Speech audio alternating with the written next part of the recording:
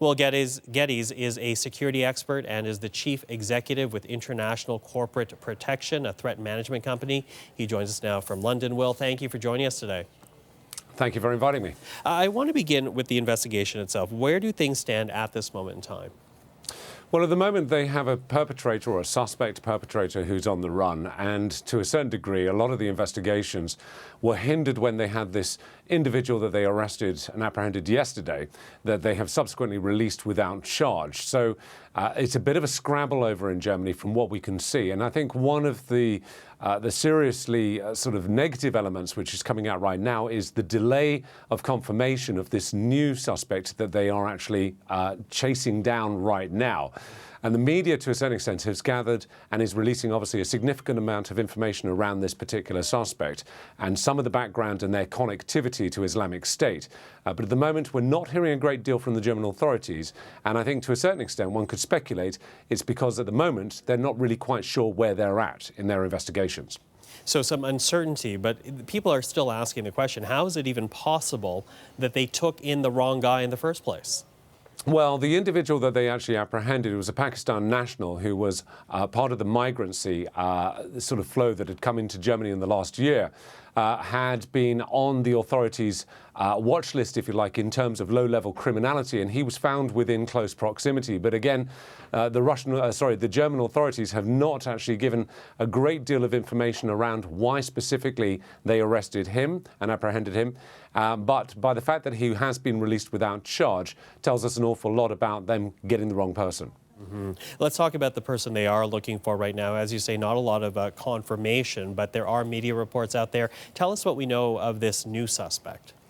Well, the new suspect that we have is a Tunisian national who supposedly has been on the list, obviously, of individuals that had migrated into Germany as one of the asylum seekers. Comes originally from a town called Tatooine, probably best known to many of the viewers from Star Wars. It is near to the Libya border in Tunisia, but is actually now held by Islamic State. This individual is known certainly to the authorities and the intelligence agencies in terms of his connectivity to a number of Islamic State recruiters operating in Germany who have been arrested recently, one of which, in fact, was his flatmate, his apartment roommate, that was connected to Abu Walu, which was the faceless preacher who has been known quite well in Germany as someone that has been radicalizing or attempting to radicalize individuals to Islamic State. This individual, Anis, is also known supposedly and allegedly to have a number of different identities under which he operates, and therefore he is very much a person of interest. Now, there are reports out there saying that he was seeking to stay in Germany, as we say, seeking asylum in that country from Tunisia, as you reported. So if he was seeking asylum, it would mean to almost suggest he cannot go to Tunisia. Where would he be at this moment in time then? Where would he have gone to?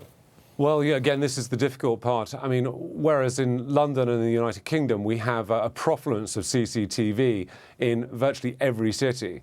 In London alone, we have probably more CCTV than any other city in the world.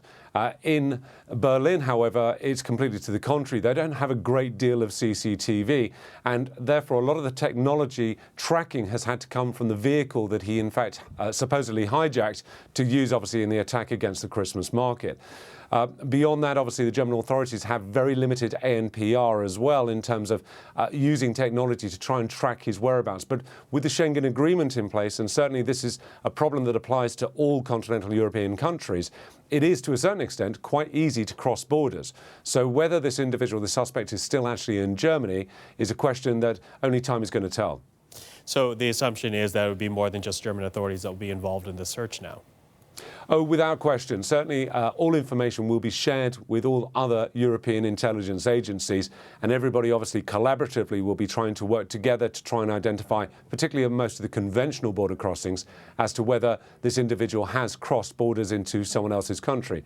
But I think the biggest concern for the German authorities is if he does have these alleged contacts and networks within Islamic State, is that as this individual is also believed to be potentially armed as well, one of the rumours that is coming out that he approached, in fact, a police informer trying to acquire a firearm, that there is a risk that either there are members of a possible cell or he may also just himself try and commit another attack. Will, thank you for your insight into all this. That is Will Geddes, a security expert who joins us in London.